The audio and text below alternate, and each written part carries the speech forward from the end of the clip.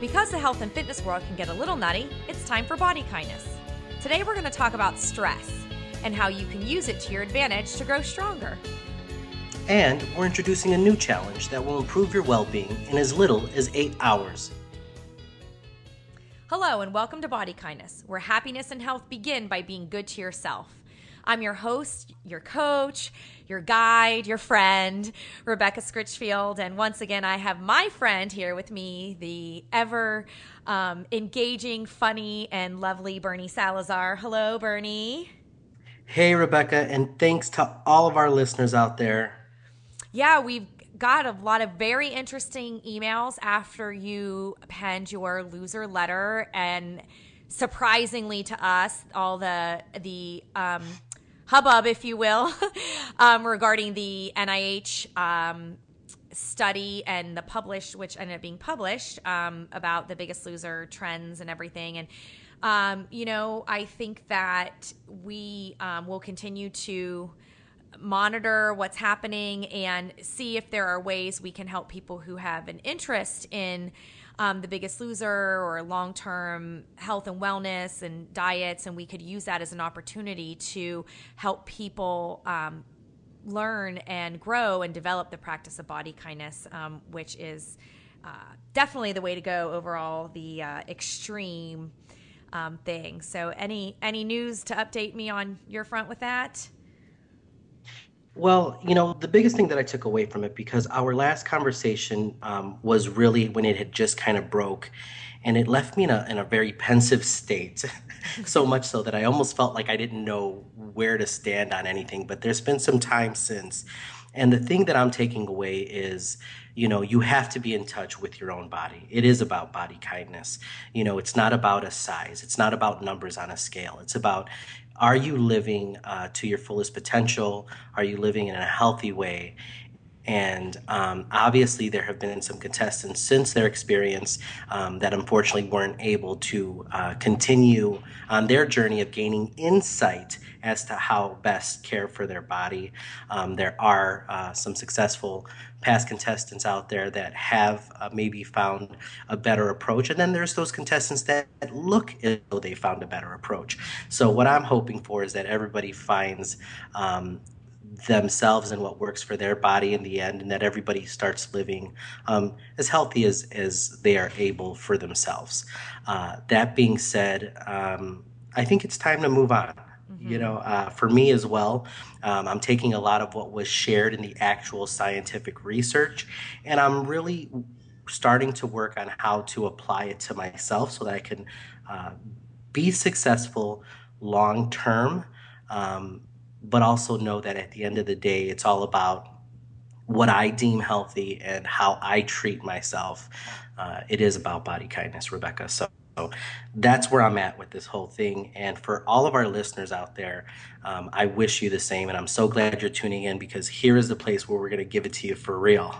And we're going to talk straight about what it means to be healthy in every aspect of your life, not just on a scale. Yeah. No, that was very well said, and I appreciate that. And and I think just one small thing to add is to be respectful of every individual, and we all own our own journey. And quite often I deal with this with clients. They're like, when's it just going to be over? And I'm like, when you're dead, Exactly. I was going to say, I used to ask that kind of questions, and I realized it never is going to be over. Right. It's never going to be over. So let's make the best of it, and let's not dwell on what we perceive to be negative. Let's live this thing called life in the best way that we know how, and the kindest way to ourselves. Yeah. Yes. And it's all about learning and growing, and seeing this as your health as more than weight and appearance, because it is a lifelong goal. It is a lifelong commitment. So you might as well have fun doing it. You might as well love yourself and take good care of yourself. You might as well, and nobody's perfect. If we could quiet the perfectionism and just stop and think about what do I want for myself, and then let my friends and family in on that as I figure that out, setting the right boundaries, but also telling them how they could support me. But we always only want to tell the good of our story, like that happy ending.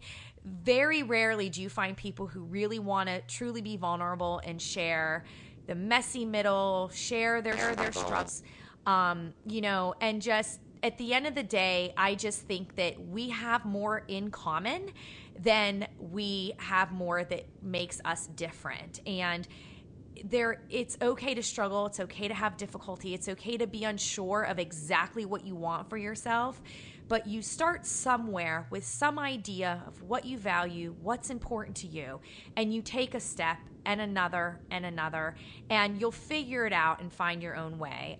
So I think that's a perfect way to kind of close out the conversations of the last couple of podcasts, and certainly we will talk about whatever is happening in the news and how that might impact body kindness, but I just found it was so unplanned, and just to have it be such a substantial part of your history, and me watch the news unfold and your reaction to it.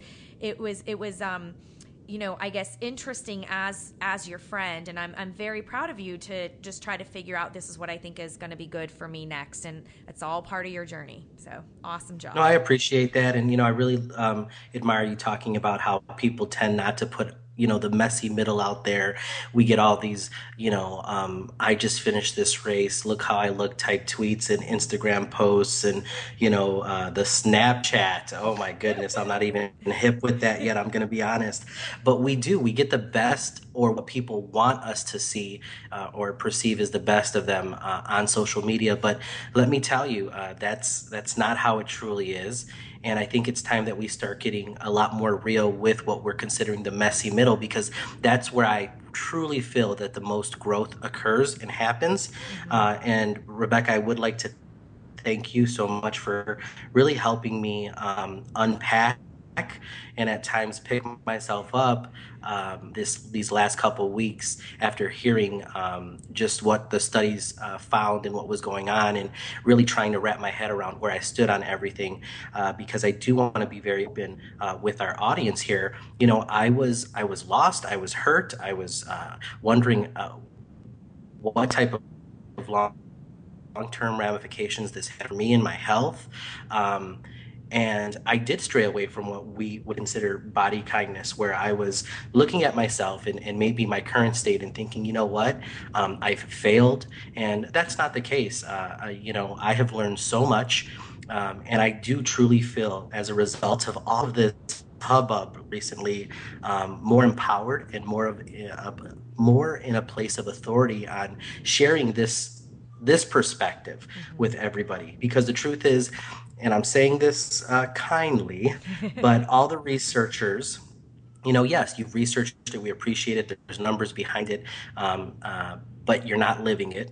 Same thing with the trainers on the show. Thank you so much for all that you've done for us. There are some great trainers out there, but you don't know what it's like to move 300 pounds up and down a stairs or a hill, or what I'm trying to say is, we are all authorities in our own right when it comes to our own bodies, and it's time that we realize that we allow that to empower us, and that we start living the life that we deserve.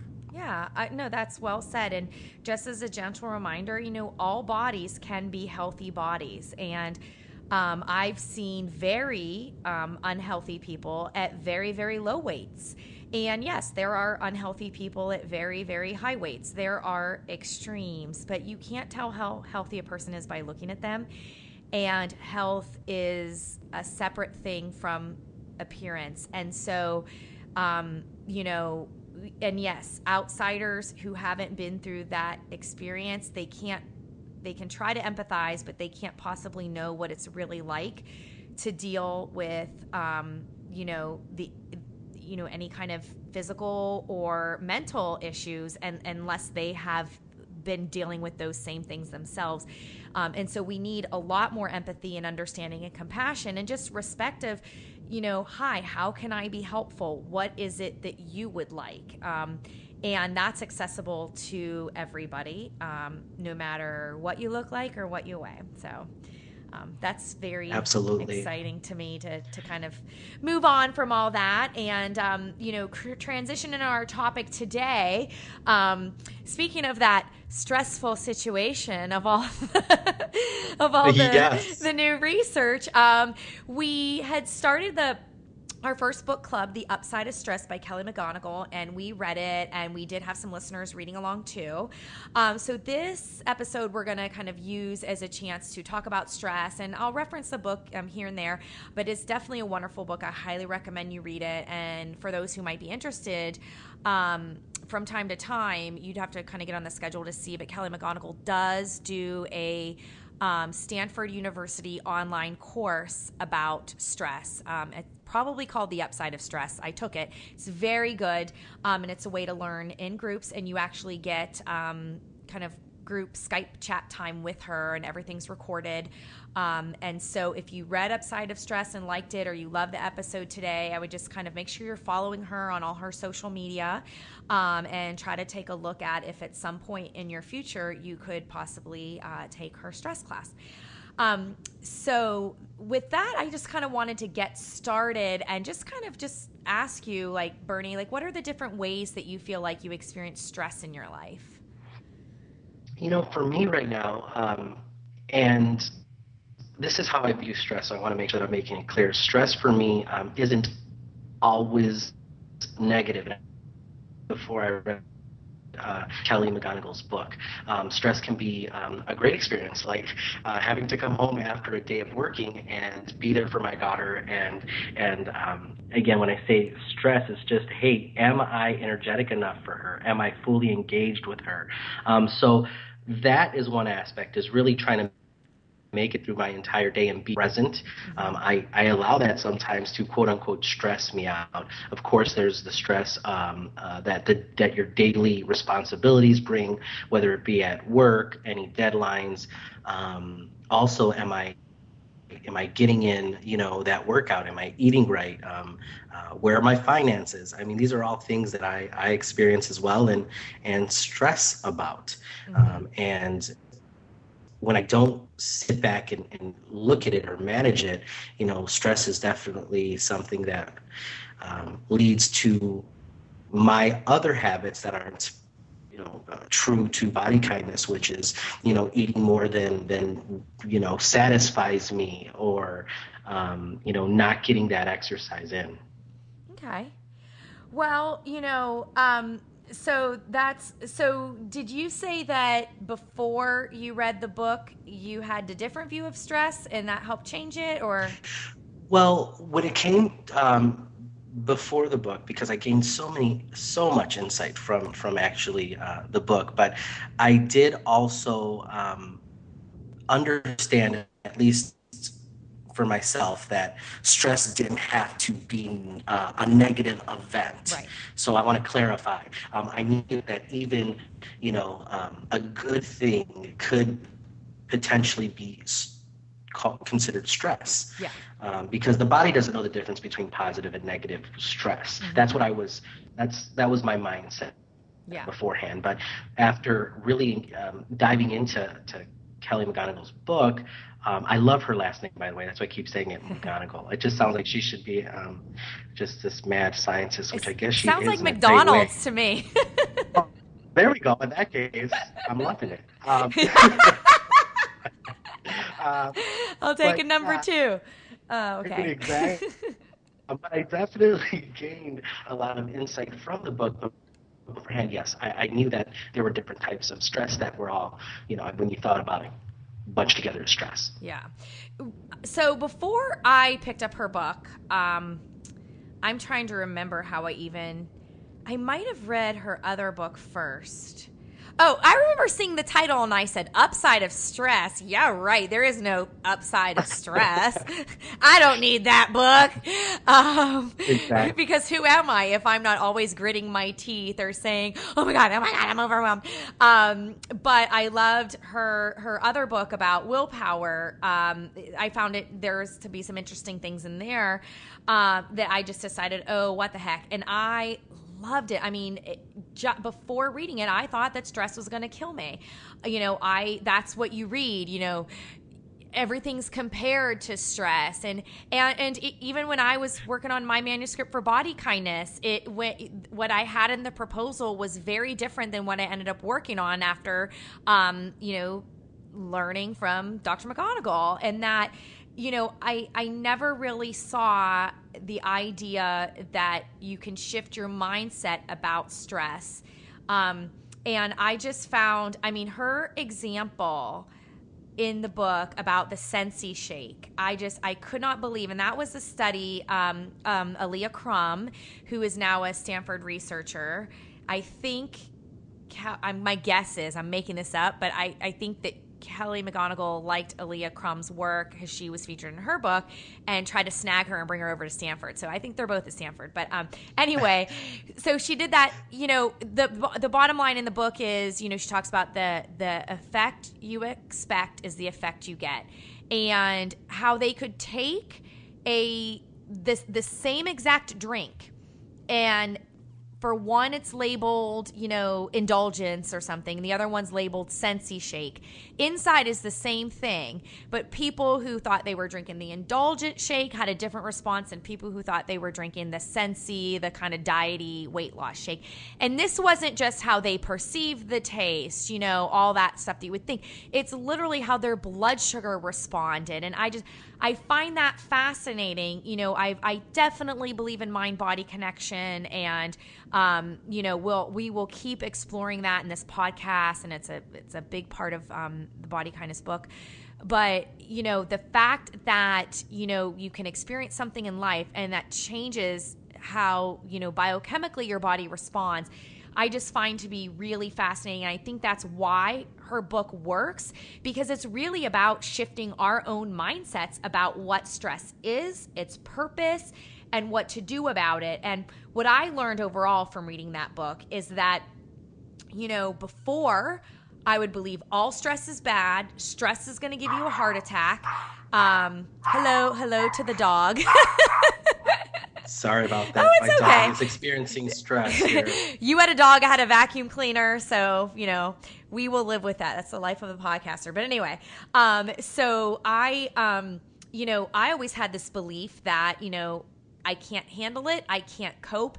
Stress was a big trigger for emotional eating for me when I was dealing with it, because it was all this idea of like the ground was falling out beneath my feet, that I'm in danger. I thought that I'm in imminent danger. I could get hurt. And it's really what led to self-sabotaging behavior. So while I was able to do other work to learn and grow from that before this book, I found a lot of really important connections for me about how I was going to handle stress in my own life and how I was going to handle it with clients, because I would tell clients, yeah, stress is going to kill you. Come on, stop it. So this is why I say you should always be a student and always learn, because reading her book, it really was life-changing for me to reframe stress. And it seems like that's what you were getting out of it too. In wisely acknowledging these day-to-day things that are stressful, right? Like making it through the day. A lot of what I got out of that is we always question, am I blank enough? Did I do this good enough? Am I enough of a dad? Did I do good enough at work? How am I doing with my spouse? And what she says in the book is that stress is energy, and it's a sign that something that matters to you is at stake. Well, if you didn't give a crap about your kids or your wife or your job, I'd be worried about you, Yeah. Yeah, I really enjoyed, and I just want to jump in real quick, how open she was, and how she took the time to really look at the way that she used to approach it, much like yourself. You guys really do remind me of one another, and the fact that you were so willing through study and through investigation to reframe maybe the way that you thought about certain things in the past, which to me is just a sign of someone who is truly looking to provide the best information out there for the benefit of the people that they're in contact with. So I appreciated that, and you're absolutely right. I think that for her, she had started off telling a lot of her clients, stay away from stress. It's going to hurt you. It's going to kill you. I know that in my own personal life, we have family members that will go around saying, "Oh, I'm so stressed out," and then another family's member's response to them is, "Well, you just really need to just, cut the stress of your life, or go on a vacation and escape this type of stress." But what Kelly was saying is, use that stress, turn it into something positive, let it fuel you. And I loved hearing that, because at that particular time, I was experiencing what I, considered stress. And I think that I was allowing it, to weigh down instead of propel me forward. Yeah. Yeah, well, and it's you're not the only one. I mean, that is, the way she kind of splits it up is that some people, when they get the stress response and that I can't handle it belief, they don't secrete as much DHEA, and that's the growth hormone. They don't secrete as much compared to other people who believe they can handle it.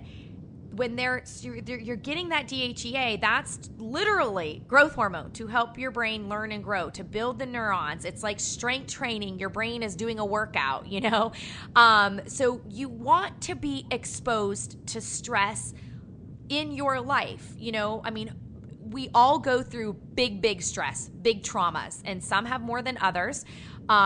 And by and large, a majority of people will bounce back from even big traumas and the sort of day-to-day stressors that they have. And, most people at least bounce back to where they were before the stress. A small percentage experience something that's called post-traumatic growth.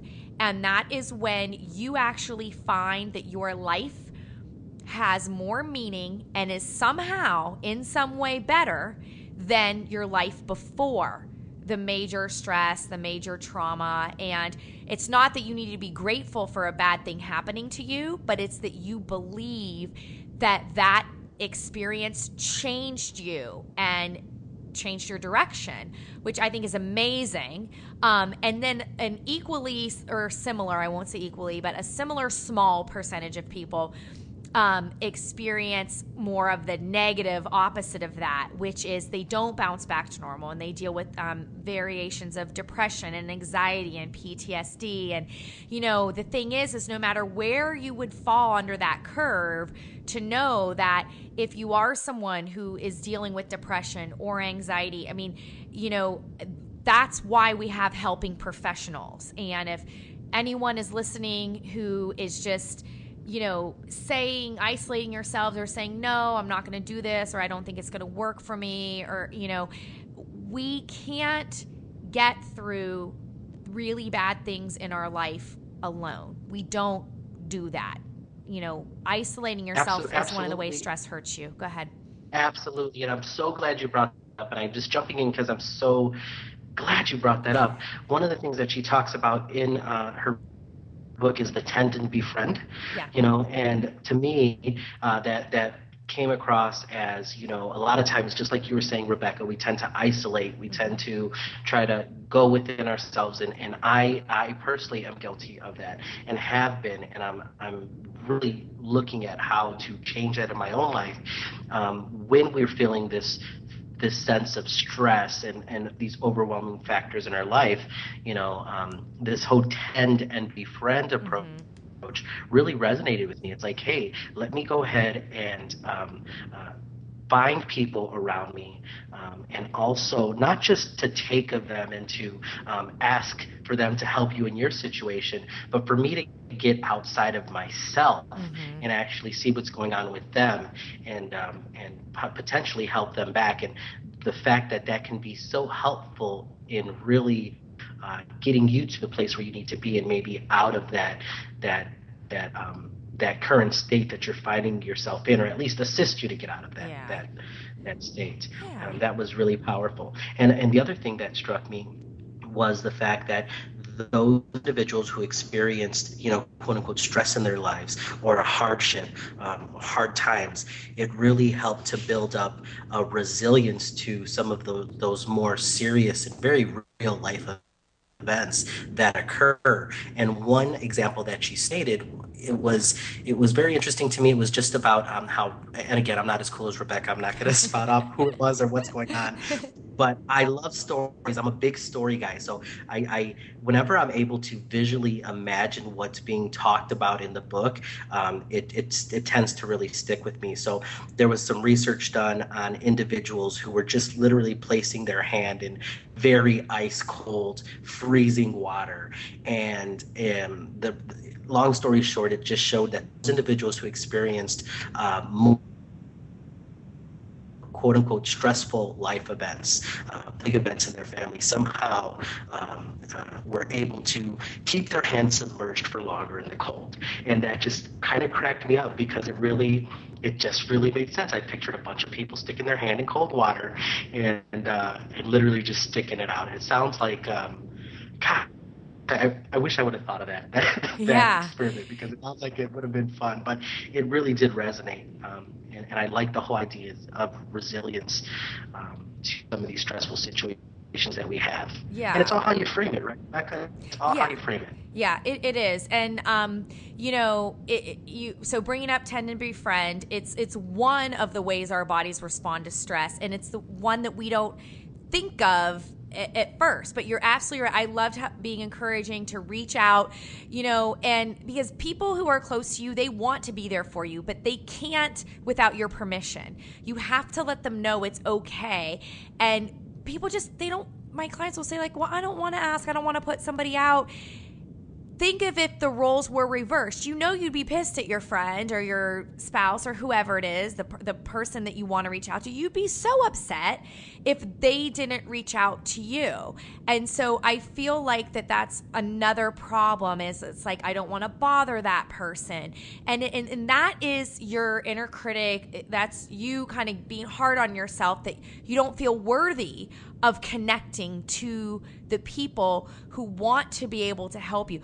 You're going to solve your own problems. You're going to save yourself. You're going to save your own, issues, life, however you frame it, because you have the abilities and you are resilient. You have it in you.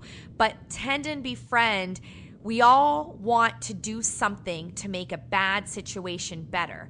And I'll just add a note, being a food person, that it is a very natural response for a Tend to Befriend response.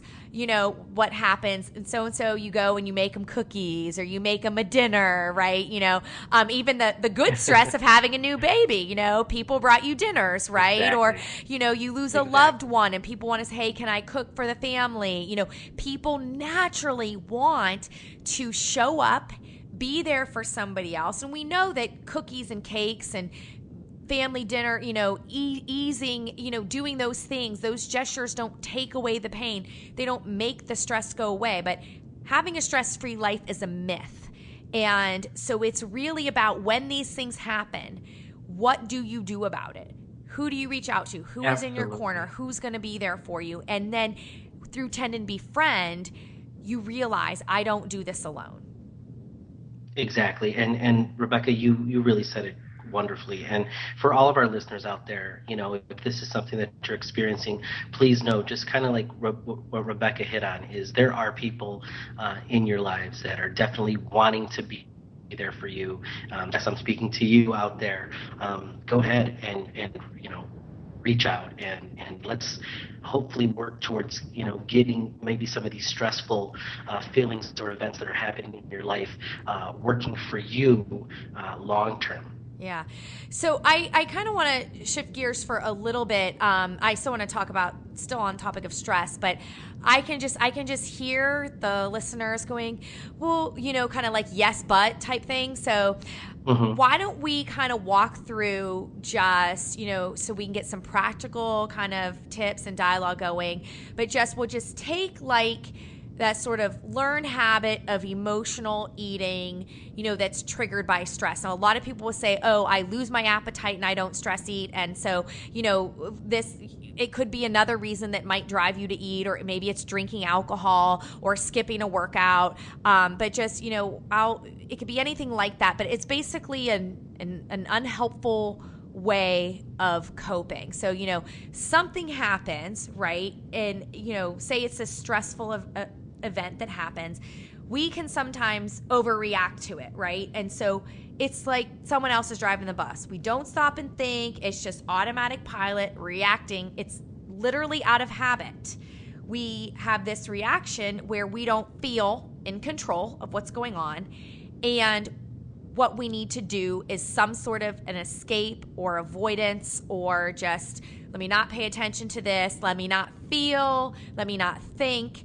And then that's where, we open up the cookies, or we drive and get a cupcake on the way home and eat it in the car, and, anything like that.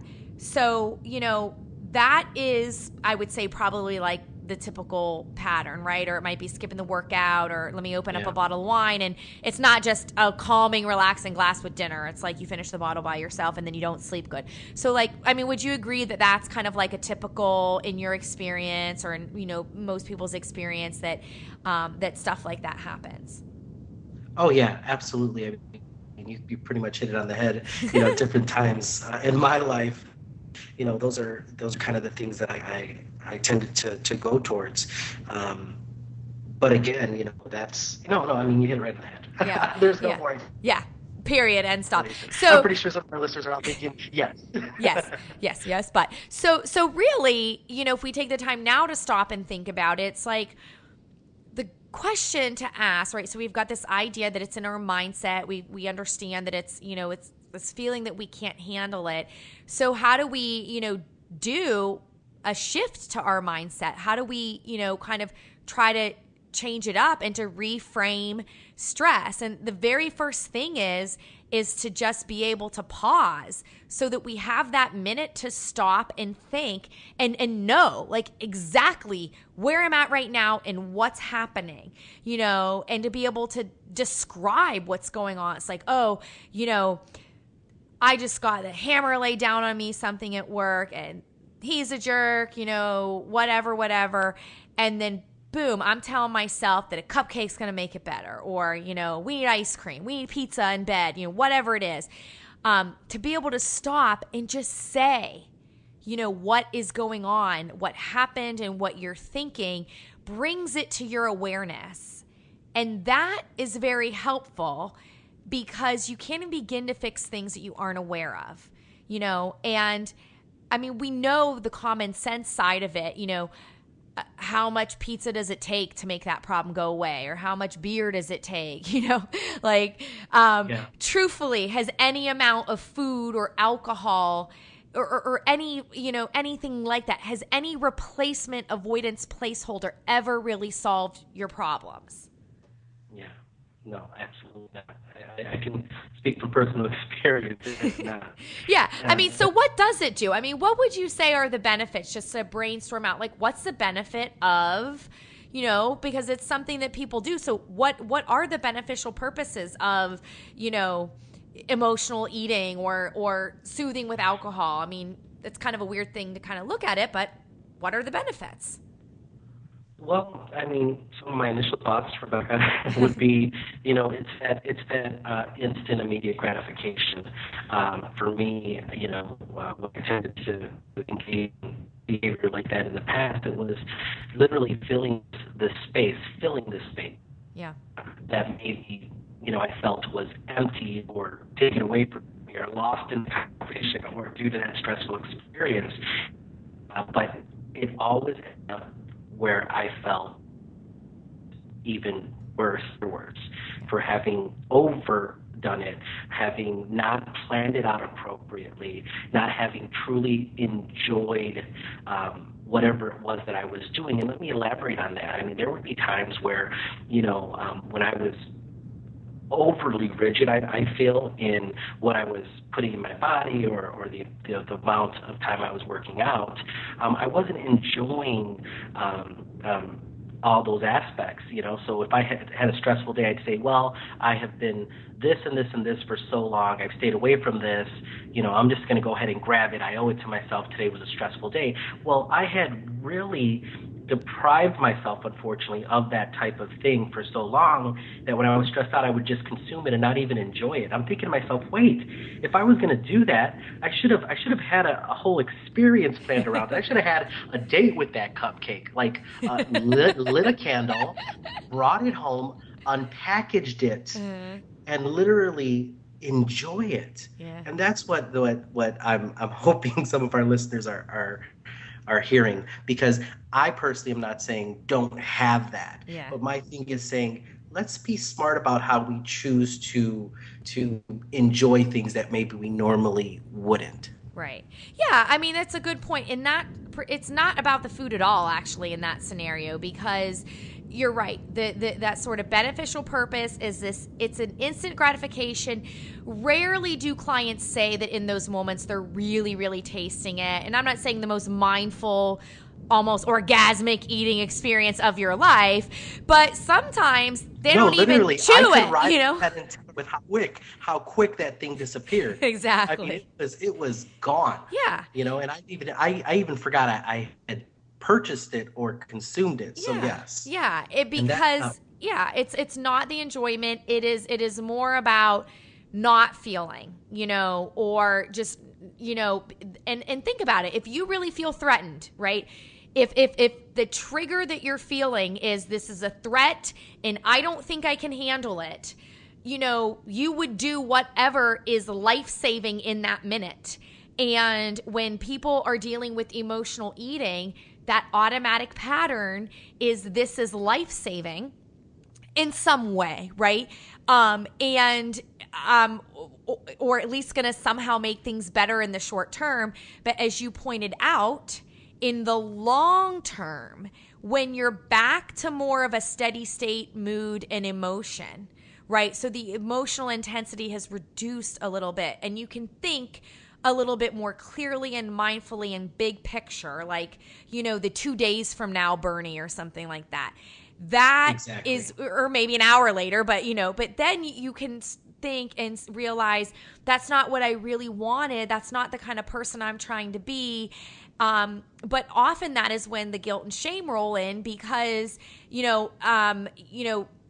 of feeling bad about what you did, but then also what is worse than guilt, because people make mistakes and we need to be compassionate about that. But it's when you add that level of shame and therefore I'm a bad person or I'm hopeless, because all that negativity just seals the deal. You say you're hopeless and you're hopeless. You say you're not worth it and you're not worth it. Your self-motivation to take good care of yourself, to be kind to your body, to do something about it is just, it's blown out birthday candles. It's gone. And so what is so, so, so important, I don't care if you've been emotionally eating, if you could have a PhD in it, you're so smart, so good at it. No matter where you are, you can change it and you can make a difference. It starts with the awareness. It starts with,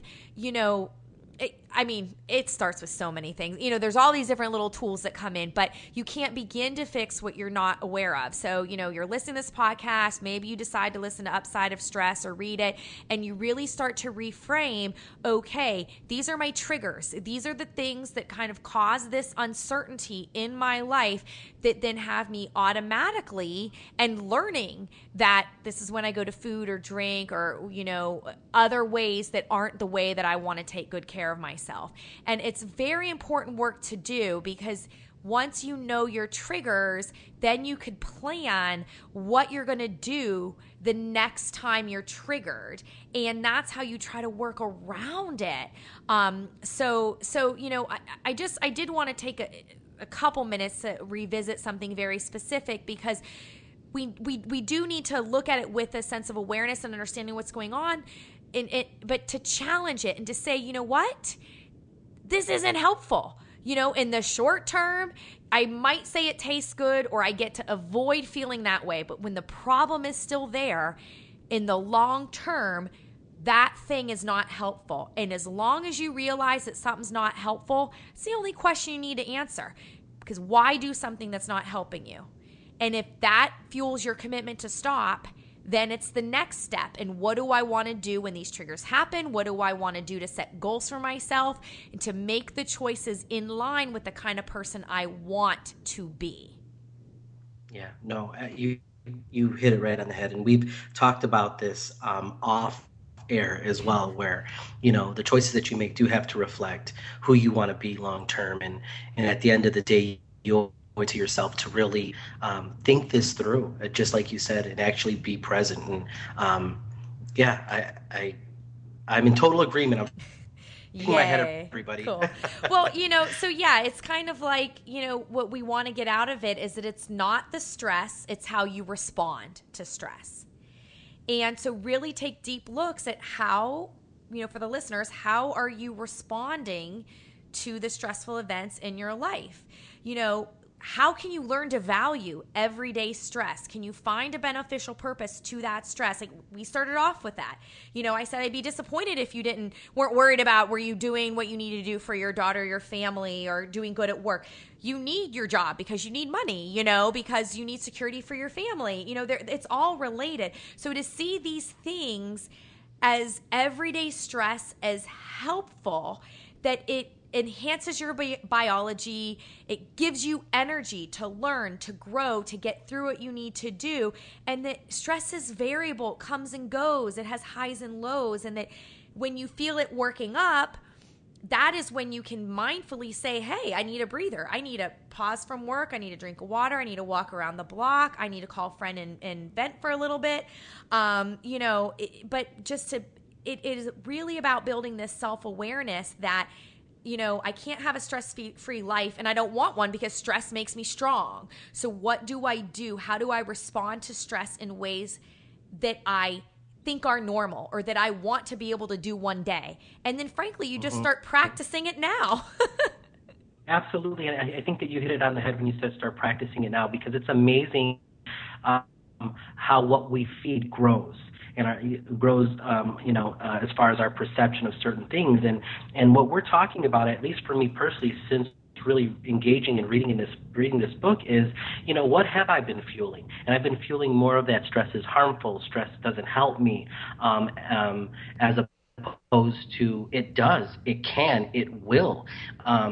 So for any listeners out there, because I'm pretty critical in the things that I engage in, and I was thinking to myself, okay, well maybe this is a little too huggy. It sounds like, it could when you read the title, The Upside of Stress. But at the same time, take a step back. Think about what you're fueling in your life, and if you're feeling the whole stress is harmful, it's going to be the death of me. Well, guess what? It is.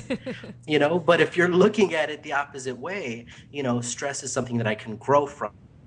Stress is something that I can come out stronger as a result of experiencing. Guess what? You will. And that actually, and I know this isn't the end. We may be close here, Rebecca, but I found a meaningful quote that kind of touches on this, and it's from someone that we unfortunately recently lost, the great Muhammad Ali. It says, "Only a man who knows what it is like to be defeated can reach down to the bottom of his soul and come up with the extra ounce of power it takes to win when the match is even." And I think that kind of sums it up. If somebody of his stature and his accomplishments knew that stress and having that bit of perspective on how you approach it can fuel you to greatness, then I'm buying in. Yeah, that's amazing. No, thank you for sharing that quote. I love that, and it's so true. And he's seeing this. Look, this is what when you're knocked down, when you've suffered that defeat, that is when you can bounce back and grow and achieve true greatness. So that is amazing. We'll make sure to share that in the show notes and everything like that. And I do think I have a couple more things, to summarize, and I think it is good, time to wrap it up and everything. But I definitely, hopefully, if listeners who haven't read the book, I think that's a great step.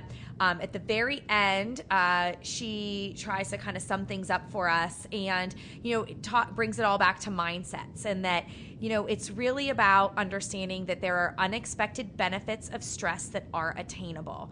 And she gave 3 things. Stress makes you stronger. Okay, we talked about that. The DHEA, the learn and grow.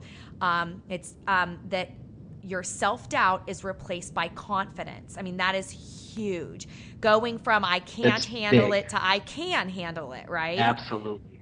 Yeah. Absolutely. And you were even saying that after you read the book that there were ways that you kind of handled stress differently as a result and it sounded like from being more confident rather than more absolutely. doubtful. Yeah, I mean, because here's the thing, when you run into experiences in your day-to-day life, whether they be at work or at home, sometimes you tend to doubt your ability to handle that situation. But the truth is you are more than capable of doing it, and it is just your view on it, just like she said, and it has really changed the way that I've operated since. Yeah. I do appreciate that. Yeah. And the third thing, the third point of the stress mindset of the unexpected benefits is that I love, this is my favorite, fear becomes courage. Because that for me, for sure, it was like I could feel the earthquake underneath my feet and I was going to fall in that crack. It was when I had high intensity emotions that drove me to self-sabotage and not take care of myself.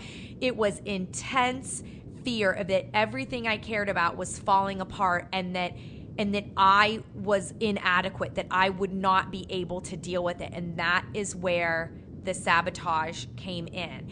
And, through, changing and getting support and, actually my nutrition training helped in certain ways, and family and friends and so many different things helped me along the way. But there is definitely a transition, especially around stress, that really didn't come for me until I read this book. That those stressful events, I could feel fear, but then be courageous based on how I handled the stress. So I love that fear becomes courage.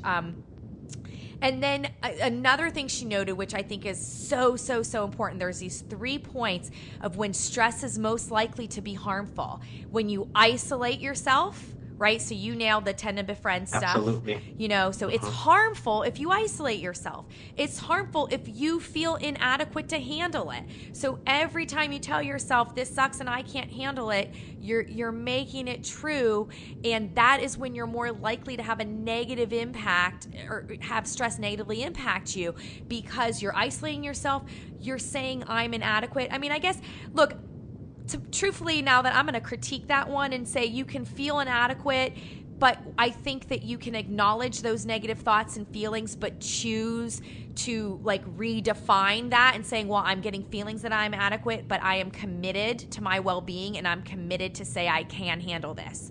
So I don't, you might feel inadequate to it, and that's likely to be harmful. But if you notice that you feel inadequate, that is what you change. You say, I choose to focus on feeling enough, that I do have what it takes, that I will handle it. Just flip that around.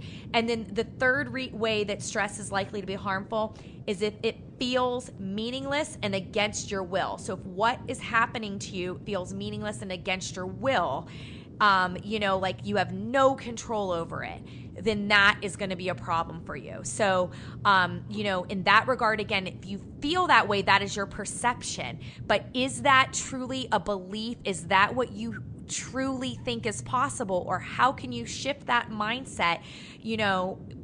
Bad stuff happens all the time, and I'm sure things that we don't even want to happen to us, and they may be against our will, and we cannot control it.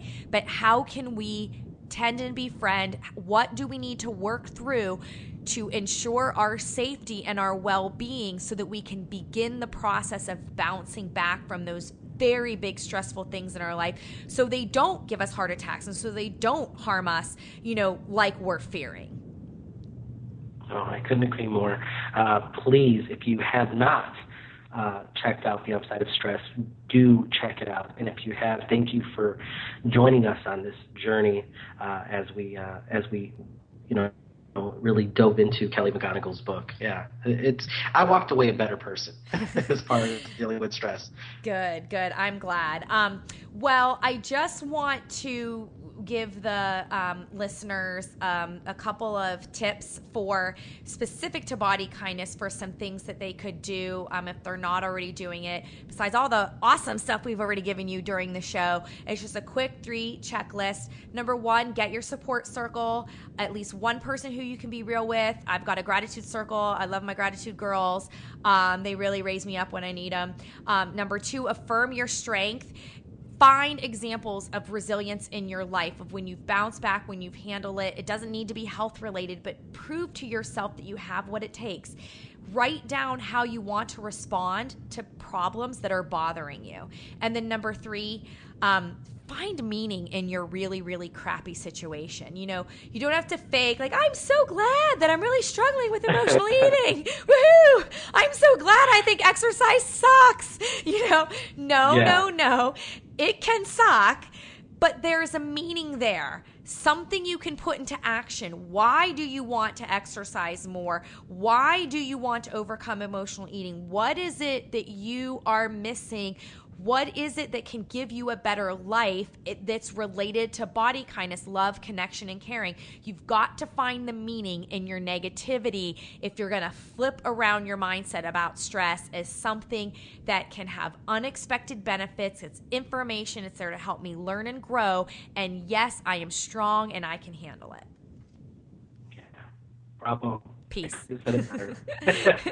Drop mic. Well, just, for you, I know for me, it's like, I feel like I'm just in a much better place with stress, but I think on a day-to-day basis, I think just acknowledging when it's bubbling up and I just need a breather, like that's kind of always what I work on, like these mini moments or these mini breaks I give myself. It's just even, walking away from my kids.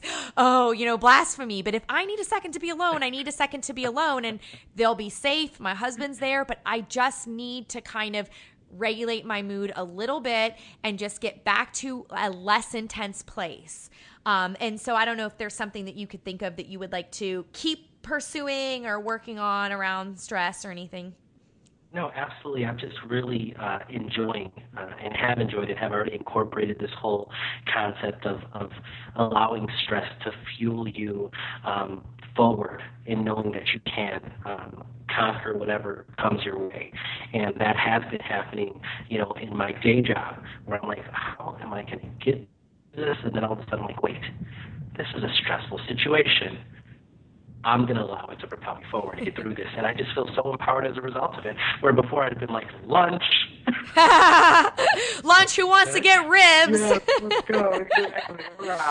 Okay, well, we, real quick, once again, I love how I always want to do a 30-minute podcast and everyone's almost an hour. So, but I was voted most talkative in middle school and high school. So what can I say? But just, yeah, we're going to start another challenge and a new book club. So the challenge is learning how to improve your health in 8 hours.